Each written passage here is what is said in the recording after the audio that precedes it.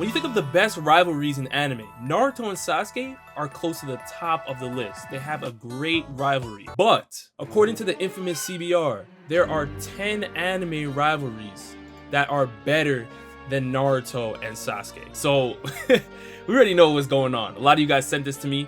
Let's just get right into it. At number 10, they went with Tanjiro and Inosuke from Demon Slayer. So we're already in for a good one, because clearly this rivalry should not even be in question. I don't understand how we can think of Naruto and we can think of Sasuke as a great rivalry, and then you're bringing in Tanjiro and Inosuke, who you can make an argument aren't even really rivals. I mean, yes, they were boxing with each other, boxing against each other for a little bit, but we know that when you're talking about a good anime rivalry, you need two parties that are countering each other and competing with each other. I'm seeing Inosuke with a great competitive fervor, but I'm not seeing Tanjiro really holding that same weight. I don't see him as somebody that's trying to compete with an Inosuke. He's trying to compete against the demons. He's trying to compete so he can save his sister Nezuko. But when it comes to Inosuke, a rivalry, really? Is that what's going on? I don't see him really trying to compete with him at all. Now, on Inosuke's side, yes, Inosuke wants to prove that he's better than Tanjiro, that he's better than Zenitsu at times, but we all know it's Tanjiro at the end of the day. Some breathing? Stop playing.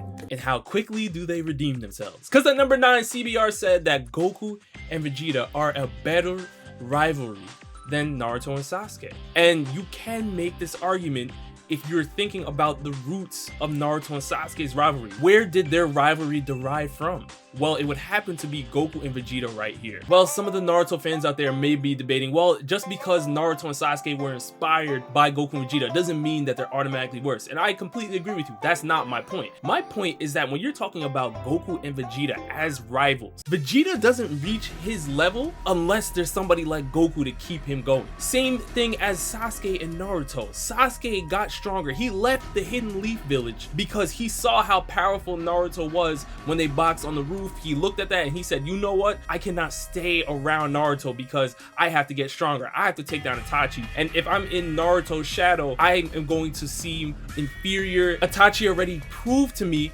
that he wasn't even worried about me. He was worried about Naruto because he's a 9-tailed Jinchuriki. I want Itachi to care about me too. I want him to see me. This is how Sasuke felt. However, I think as a duo, Naruto and Sasuke work better. But Goku and Vegeta as rivals are more suited, because even though they have to fuse together as Gogeta or Vegito at times, even though they have to fight alongside each other in the Tournament of Power, they still are competing with each other on an elite level. And we know this because Vegeta is constantly trying to train with Whis behind Goku's back to try to get an inch up on him. You're seeing Goku trying to train without Vegeta, and both of these two Saiyans are still showing that even though they are friendly with each other at times, they are still competing on an elite level. And you're seeing them also competing against a Broly. Oh, are we gonna fight in a duo? Not yet. You get your chance at him and then I'll get my chance at him. This is how Goku and Vegeta operate. Is it healthy as a duo? No. This is why I give Naruto and Sasuke the edge as a duo. But as rivals, Goku and Vegeta got it, man. At number 8, CBR said that Karma and Nagisa are a better rivalry than Naruto and Sasuke. Now, I know it's been a long time since I've seen Assassination Classroom, a great anime if you have not seen it. Karma and Nagisa, yes, we do get their history, we do get their backstory on how they had a rivalry from day one, from the middle school days, and how it was able to carry on forth until their ending battle in the anime. However, it is nowhere near the stratosphere of a Naruto and Sasuke, and we're not doing this. Honestly, I think that when we're talking about their ending fight, if you want to go off their ending fight and the build up to their ending fight, we can just speak on Naruto and Sasuke part 1. Their fight was the most hyped thing out of these two anime right here. So clearly, I don't know what they're trying to draw from, because Naruto and Sasuke also had beef from day one. Unlike other anime rivalries, Karma and Nagisa never outright fought each other until the end of the series. It was like everything building up between them boiled over to a screeching crescendo during that fight. However, until then, they kept things civil and even worked together despite the evident strain in their relationship. Okay? And aside from the small bit that they waited until the end of the show to fight each other, what differences are you seeing with a Naruto and Sasuke rivalry? It's pretty much the same type of situation going on. As a matter of fact, if we want to talk about their origin story, Naruto and Sasuke are reincarnations of Ashura and Indra. So clearly Hagoromo's kids are the root of the problem. This is how deep rooted Naruto and Sasuke's rivalry is. You're seeing different iterations of it in a Madara and a Hashirama. I mean, it goes way back. So if we're gonna use that, then Karma and Nagisa have no case whatsoever to be thrown in the same paragraph, let alone the same article, as a Naruto and Sasuke when it comes to rivalry. At number 7, CBR said that Inuyasha and Sesshomaru are a better rivalry than Naruto and Sasuke, and I have to completely disagree. We understand that Sesshomaru is actually a full-fledged demon, and then you're having Inuyasha as a half-breed, so because of that, Sesshomaru was always looking down on Inuyasha, and it forced Inuyasha to really power up, get stronger, to prove himself to Sesshomaru. One wields the Tetsaiga, one wields the Tenseiga. We get all of these things. Great anime rivalry. It's a classic, but it's nothing like Naruto and Sasuke to me. Their rivalry was truly because Sesshomaru had an issue with Inuyasha. Inuyasha would have been cool if he was left alone, but because he knew his brother had an issue with him, that's what made Inuyasha upset with Sesshomaru. But I think when you're talking about Naruto and Sasuke, there was competition between them both. They both had some feelings against each other. Same thing as Goku and Vegeta. Even though they were friendly with each other at times, they knew when it came down to them fighting against each other, they would, for the most part, go all out, except for the Majin and Vegeta fight, because we know Goku was holding back the Super Saiyan 3. But aside from that, we know they would always go all out on each other. Wow, I did not see this one coming, CBR. At number 6, we have Kagami and Aomine from Kuroko.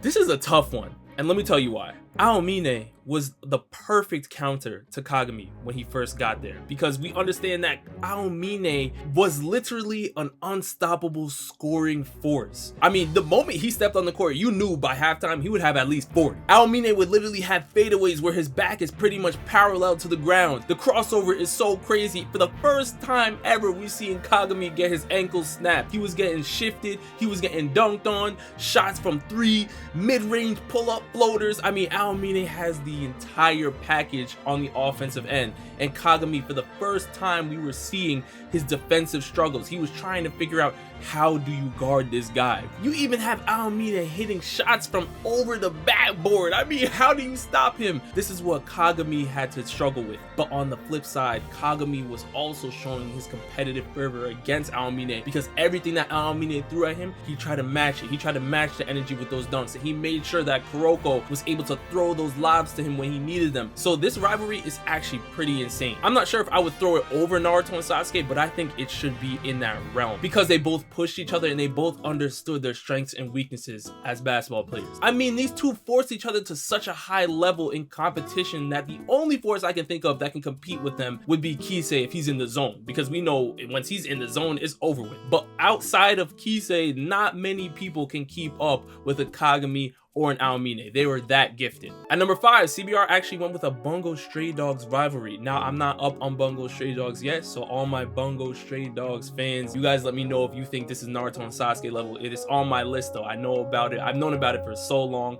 but it's time I actually catch up on it. So you guys let me know. At number 4, CBR said that Hinata and Kageyama are better rivals than Naruto and Sasuke, and I had to disagree just based off of the title that they've created here. They are a killer duo. Yes, as a duo, you can throw them in that conversation. We know that Hinata's short quicks are incredible, and Kageyama is an incredible setter. He's always putting it up in the right place for Hinata to get it as fast as possible, and Hinata has bungees. He can jump out of the gym pretty much. We understand that they are incredible as a duo, but as rivals, are they really competing with each other on the level of a Naruto and Sasuke? Can we say that for sure?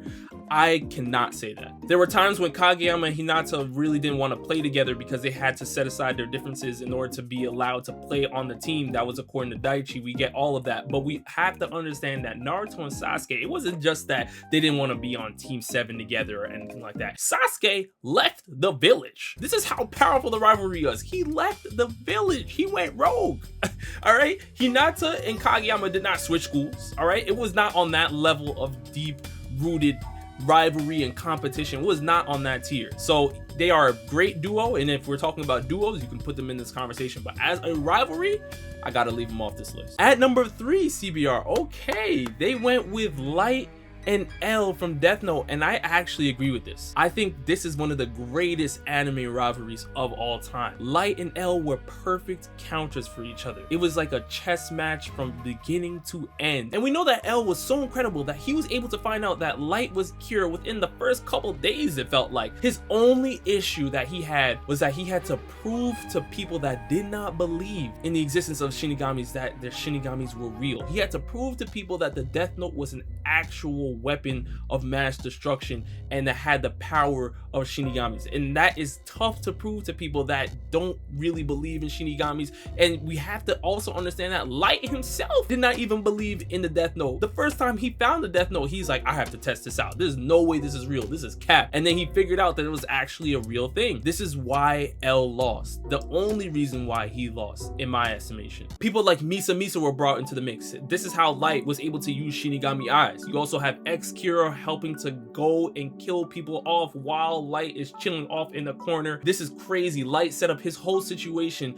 to make sure that it would be very, very tough for L to get in there, for Nier to get in there, for Mello to get in there. And this is how deep rooted their rivalry was, because even after L's death, you're still having Nier and Mello carrying on L's will to take down Light once and for all. At number 2, they went with Kakashi and Guy. I wouldn't say their rivalry is better than Naruto and Sasuke. They do have a decent rivalry. When I think of Guy and Kakashi's rivalry, it kind of reminds me of a Rock Lee and a Neji. We know that Kakashi was revered as a genius, just like how Neji was revered as a genius, and we saw that Guy and Rock Lee, both strictly taijutsu users, they had to compete on that level. And this is what pushed them to go the extra mile and actually enhance taijutsu users as a whole. Guy is the best taijutsu user in the world because of his rivalry with Kakashi. In terms of them pushing each other to the greatest heights that they can, I have to give them their credit. But Naruto and Sasuke have pushed themselves to a level that's even higher than that. And this is why I think that even though the Guy and Kakashi rivalry is amazing, even though Rock Lee and Neji and these things are very, very similar to that, Naruto and Sasuke was on a completely different level. People were getting killed.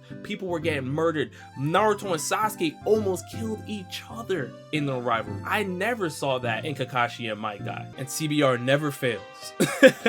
At number 1, they went with Midoriya and Bakugo for a better rivalry than Naruto and Sasuke. I love the Deku and Bakugo rivalry.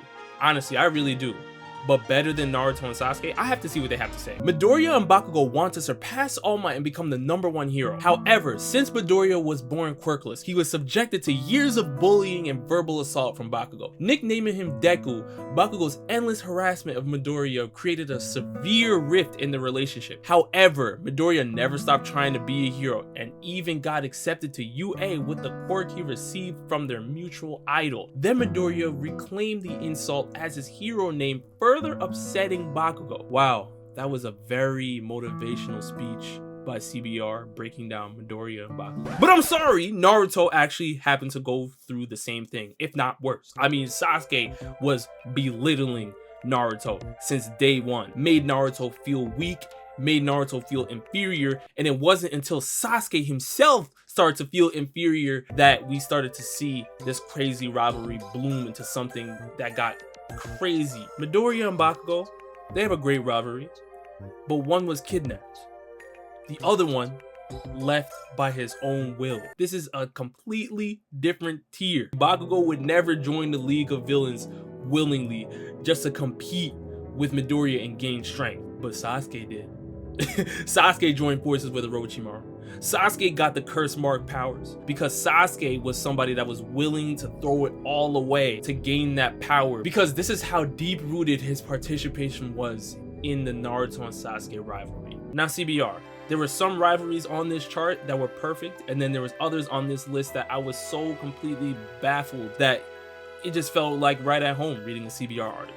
So let me give you a couple of rivalries that should be in the conversation. Asta and Yuno, where were they? When it comes to anime rivalries, Asta and Yuno are probably one of the best when it comes to doing it right. They never let their competition get in the way of them joining as a duo when needed. Where is Shinra and Arthur? Shinra and Arthur have a great rivalry. completely pushing each other to the next level. Where is Gray and Natsu from Fairy Tail? Now, I don't know if they're better than Naruto and Sasuke, but they should be in the conversation. Jonathan Joestar and Dio Brando. How were they not even mentioned? I don't get it. I think that rivalry speaks for itself. Now, you guys let me know down in the comment section below which rivalries you agree with or disagree with. There should not be 10 anime rivalries that are better than Naruto and Sasuke, because they are in the top 5 conversation right now. That's it.